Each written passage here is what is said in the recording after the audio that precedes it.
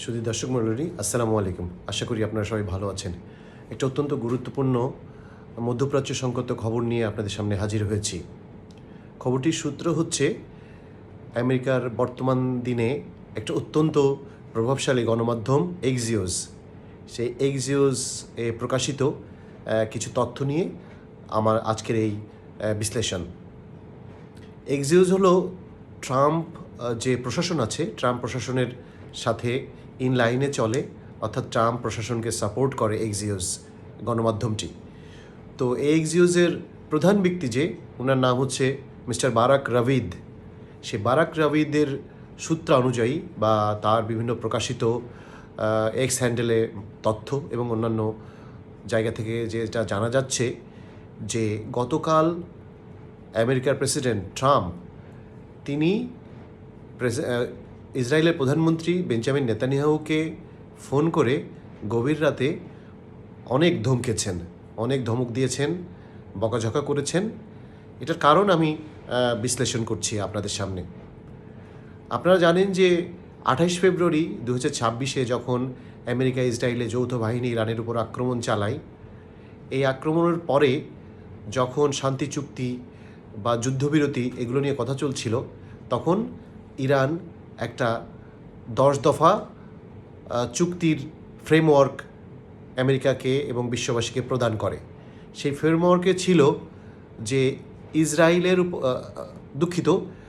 লেবাননের উপর কোনো ধরনের আক্রমণ পরিচালনা করা যাবে না, এবং লেবাননে অবস্থিত যে হেজবুল্লাহ আছে, হেজবুল্লাহ যারা কিনা ইরানের অ্যালাই, তাদেরকেও কোনো ক্ষতি সাধন করা যাবে না, তাদের কোনো ক্ষতি সাধন করা যাবে না। তো এটা কিন্তু শুরু থেকেই ইরানের শান্তি চুক্তি বা শান্তি আলোচনার একটা পূর্ব শর্ত। এখন প্রেসিডেন্ট ট্রাম্প শান্তি চুক্তি যখন চলমান আছে, ইতিপূর্বে সে একটা অনির্দিষ্ট সময়ের জন্যে একটা সিজ ফায়ার ঘোষণা করে, এবং সেই সিজ ফায়ারের মেয়াদকাল এখনও চলছে। যদিও সেই সিজ ফায়ার ক্লাসিক্যালি আসলে নেই, কারণ আমেরিকা এর পরে বেশ কয়েকবার ইরানে উস্কানিমূলক অপারেশন পরিচালনার কাছে আক্রমণ করেছে, জানমালের ক্ষয়ক্ষতি হয়েছে। তো যাই হোক, এই শান্তি আলোচনা খুব একটা অগ্রসর হচ্ছে সেটা বলা যায় না। সেই সময়ে ইরানকে চাপে রাখতে দক্ষিণ লেবাননে ক্রমাগতভাবে ব্যাপক ধ্বংসযজ্ঞ এবং প্রাণহানি ঘটিয়ে চলেছে ইসরায়েলের বাহিনী। দক্ষিণ লেবানন এবং বৈরুতের যে পরিস্থিতি, সেটা অনেকটা গাজার মতো, ব্যাপক হতাহত এবং আপনার মালামাল অবকাঠামোর প্রচুর ক্ষতিসাধন হয়েছে ওখানে। দেখতে অনেকটা গাজার মতো দেখা যাচ্ছে আর কি। তো এই যে গণ্ডগোল ফ্যাসাদ চলছে, এই যে আক্রমণ চলছে ইসরায়েলের পক্ষ থেকে বৈরুতের উপরে এবং দক্ষিণ লেবাননে, এই সময়েই ব্যাকডোরে অর্থাৎ গোপনে ওমানে একটা শান্তি প্রস্তাব নিয়ে আলোচনা চলছিল গোপনে, যেখানে ইরানিয়ান প্রতিনিধি এবং আমেরিকান প্রতিনিধি উপস্থিত ছিল।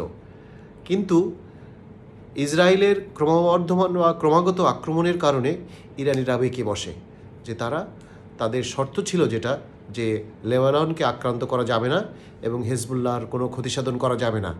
এই শর্তের কারণে ইরান তাদের যে প্রতিশ্রুত যে আলোচনা, সেই আলোচনা থেকে সরে আসার হুমকি দেয়। সেই হুমকির ফলে প্রেসিডেন্ট ট্রাম্প তো এখন আসলে বেকায়দায় পড়ে গেছে একটা শান্তি চুক্তির জন্য।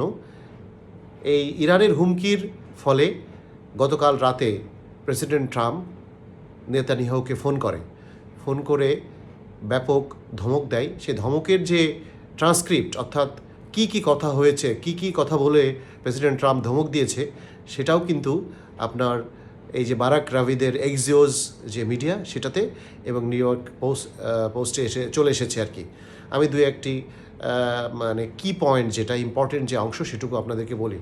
প্রথমে প্রেসিডেন্ট ট্রাম্প বলে যে, তোমাকে নিষেধ করেছিলাম যে তুমি দক্ষিণ লেবানন এবং বৈরুতে কোনো রকম আক্রমণ করো না, এতে শান্তি চুক্তির যে আলোচনা, সেটার অগ্রগতি ব্যাহত হচ্ছে।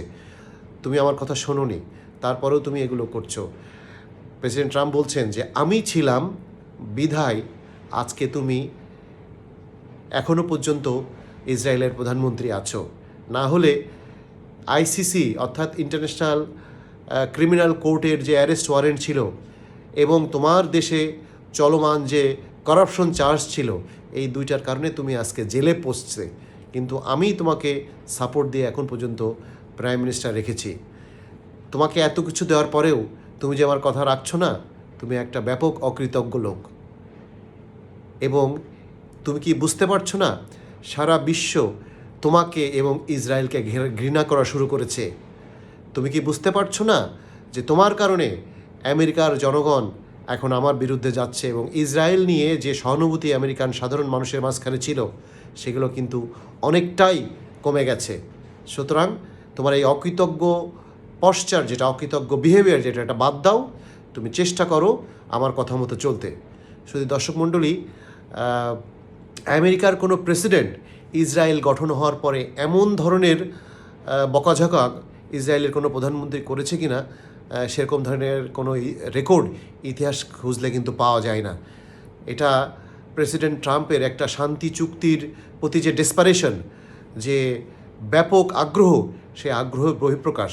এবং এই আগ্রহ তে যে বাধা সৃষ্টি করছে, শান্তি চুক্তি না করতে দেওয়ার ব্যাপারে যে প্রাইম মিনিস্টার বেঞ্জামিন নেতানিয়াহু যে বাধা সৃষ্টি করছে, তা এখন স্পষ্টভাবেই বোঝা যাচ্ছে। আর দুটি কথা বলে শেষ করব, সেটা হলো যে আমেরিকা মাঝে মধ্যেই, আপনারা বিভিন্ন বিশ্ব মিডিয়াতে শুনতে পাচ্ছেন যে আমেরিকা মাঝে মধ্যেই স্ট্রেট অফ হরমুজ বা হরমুজ প্রণালীর আশেপাশে খার গাইল্যান্ড, বন্দর আব্বাস, এইসব জায়গায় আক্রমণ পরিচালনা করছে এবং ক্ষতিসাধন করছে। ইরানও কিন্তু এই ক্ষতিসাধনের প্রত্যুত্তর দিচ্ছে। গত 24 ঘন্টায় কুয়েতের যে ইন্টারন্যাশনাল এয়ারপোর্ট আছে, যেটা এর আগের দফায়, আরেক দফায় কিন্তু ইরানের মিসাইল এবং ড্রোন আক্রমণে ব্যাপক ক্ষয়ক্ষতি হয়। সদ্য গত 1-2 দিন আগে এটা ওপেন করেছে মেরামতের পর, সেখানে আবার আক্রমণ করেছে। সেখানে একজন ভারতীয় নাগরিক নিহত হয়েছে এবং 40-এর বেশি মানুষ আহত হয়েছে এবং স্ট্রাকচারাল ড্যামেজ অর্থাৎ অবকাঠামোগত ব্যাপক ক্ষয়ক্ষতি হয়েছে ওখানে।